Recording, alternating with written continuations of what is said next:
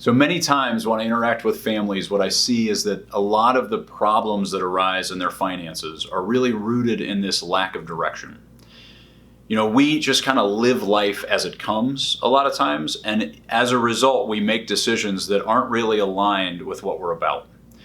And so what I want to encourage you to consider is creating a family vision. We need something that grounds us into a consistent thought around why we're here. Why are we together as a family? What's the point? What's the purpose behind what we're trying to do? Because if we don't have that guidepost that can say, this is what we really are about as a family, then we're making decisions that are contrary to those things, even without trying.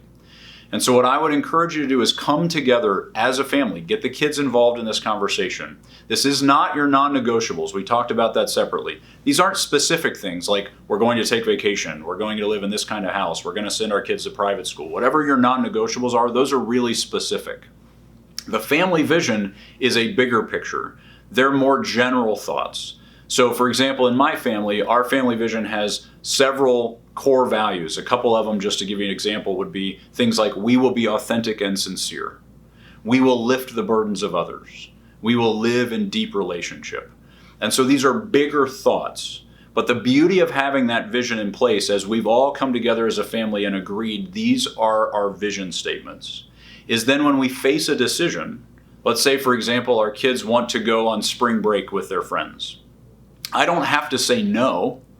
I have to ask them, how does that fit our vision? How does that fit into these core values? And if they say, well, we're going to live in deep relationship and we're going to go down there and do some service work, we're going to lift the burdens of others. Okay, the answer is yes. But it frames these decisions inside the context of our family purpose. And so these financial decisions become much clearer because we're always aiming at the same target together. And so the steps to create that family vision are to just get together, first of all, and have a conversation about what are the things that matter to you. What are the things that your family really has a heart for? And how do we then frame those into some statements that we can hold tight to that give us a really clear direction when we face a decision point?